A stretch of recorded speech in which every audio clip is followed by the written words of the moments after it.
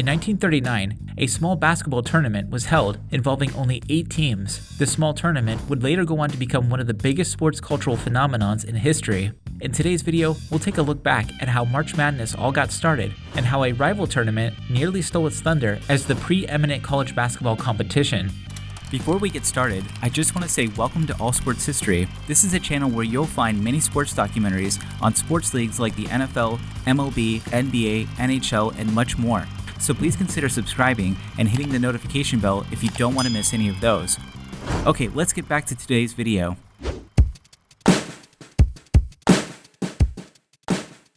The tournament's origins date back to 1939, when Ohio State's basketball coach Harold Olson came up with the idea for the tournament. The original competition consisted of 8 teams that were selected to represent geographical areas.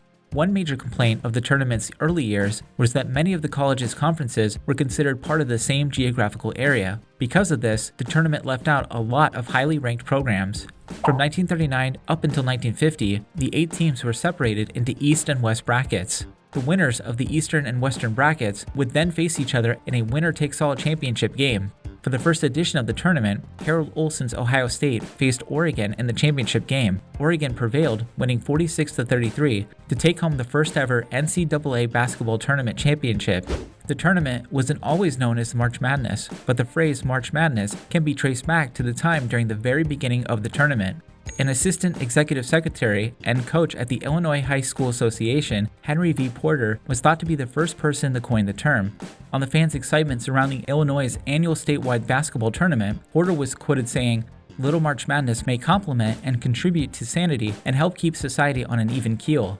This quote was taken from a 1939 issue of Illinois High School Athlete magazine, which also happened to be the first year of the NCAA basketball tournament.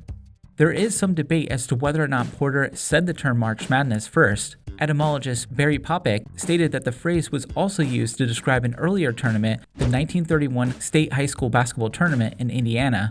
In any case, March Madness wouldn't catch on and become a household name until legendary sports broadcaster Brent Musburger popularized the term in the early 1980s. Jumping back to the early days of the tournament, in 1946, the competition introduced a consolation game to determine the third-place winner, which was held typically the same day as the championship game. One of the special traditions of March Madness is the cutting of the backboard net after winning a championship game. In 1947, North Carolina State's coach Everett Case was thought to be the first person to bring the tradition to the collegiate level when, after winning the Southern Conference Championship, he decided to cut down the backboard net as a souvenir. Case most likely started this tradition when he was a high school coach in Indiana, and after 1947, the net cutting tradition began to grow throughout college basketball. In 1951, the tournament expanded to 16 teams and later 22 teams in 1953. The tournament's size would actually vary over the course of the next 2 decades, ranging from 22 to 25 teams. In its early years, the NCAA's tournament was often overshadowed by the more popular National Invitational Tournament, or NIT, that was first played in 1938. The competition between the two tournaments would come to a head later on when the battle for television rights and prominence would pit the two events against one another.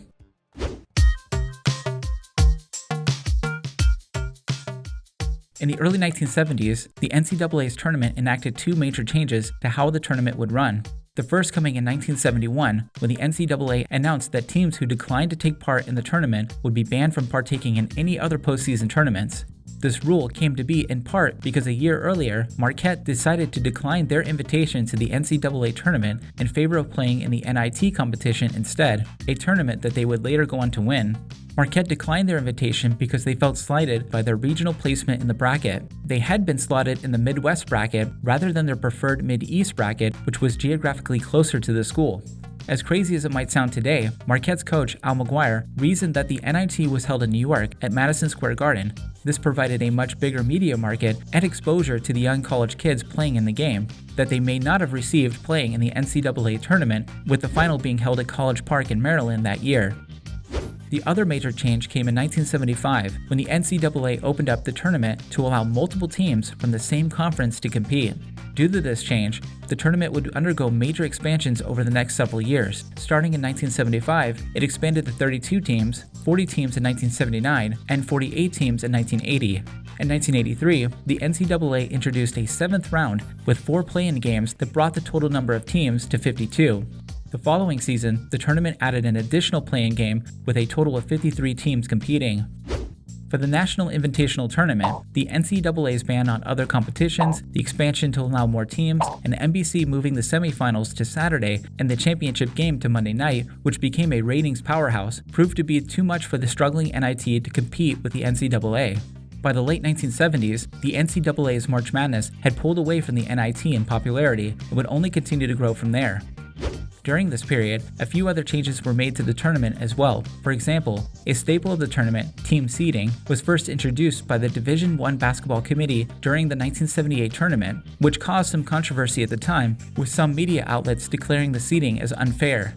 Also, the third-place consolation game that had been a part of the competition for decades was fully eliminated in 1981. Finally, a women's addition to the tournament was first introduced in 1982, marking an historic moment for women's collegiate sports.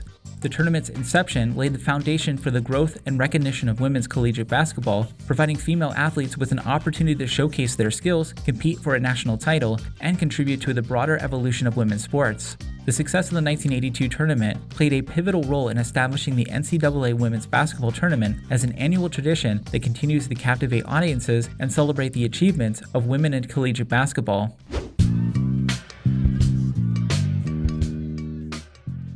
I just want to pause real quick to ask, if you're enjoying this video so far, please hit the like button and don't forget to subscribe as well. Okay, let's get back to the video. In 1985, the tournament expanded once more, adding 11 teams for a total of 64 spots in the competition. With the new additions, the NCAA eliminated all byes and play-ins that had been in previous tournaments. For the first time, the champion would have to play 6 games throughout the 6 rounds in order to win the tournament. Since the 1956 tournament, the NCAA had used multiple geographical regions within the East-West format to separate teams into brackets. For example, regions like the West, Midwest, East, and Mid-East.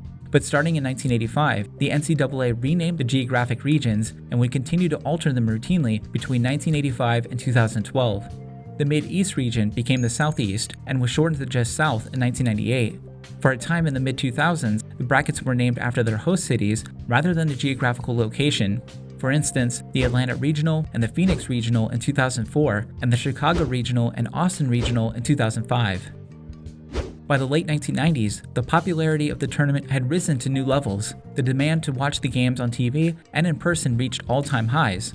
Because of this, in 1997, the NCAA began playing games during the Final Four round in much larger stadiums built for football and baseball due to the increased interest. One of the many reasons the tournament has been so successful is their willingness to continue tinkering and updating the rules to allow for more progress and growth. Here's a quick rundown of just a number of those changes. In 2001, a new play-in game was brought in to accommodate the newly formed Mountain West Conference that started in 1999. The NCAA expanded the tournament to 65 teams by creating a play-in game between the 2 lowest-seeded ranked number 16 teams. In 2004, the tournament made a change to how the number 1 seeded teams get matched up in order to prevent 2 top-ranked teams from meeting each other before the finals. In 2005, the NCAA's old rival, the National Invitational Tournament, was bought by the NCAA. This was a result of the settlement by the NCAA in an antitrust lawsuit brought by the NIT's previous owners, the Metropolitan Intercollegiate Basketball Association. In 2011, there had been speculation about a massive expansion, possibly going up to as many as 128 teams. But ultimately, the tournament expanded to 68 teams after signing a new TV contract with Turner Sports and CBS Sports. In 2022, the women's tournament expanded to 68 teams, matching the men's side for the first time. The legacy of March Madness extends far beyond the hardwood courts, encapsulating the essence of college basketball fervor and sporting unpredictability. With iconic buzzer beaters, Cinderella stories, and the emergence of future basketball legends, March Madness has ingrained itself in the American sports psyche. Even US presidents have gotten in on the action on filling out a March Madness bracket. The legacy of the tournament is a testament to the enduring appeal of collegiate basketball, transcending generations and providing an annual spectacle that unites fans in celebration of competition, sportsmanship, and the unpredictable beauty of the game. So what did you guys think about all of the changes to the March Madness tournament over the years? Do you prefer a 68-team tournament, or do you think it's too big as it is? Or would you like to see more teams added? Let me know in the comments below. Also, you can now support the channel by leaving a super thanks anytime you want to comment. This would be greatly appreciated and would go a long way in helping the channel out. So thanks for supporting the channel, and thanks for watching.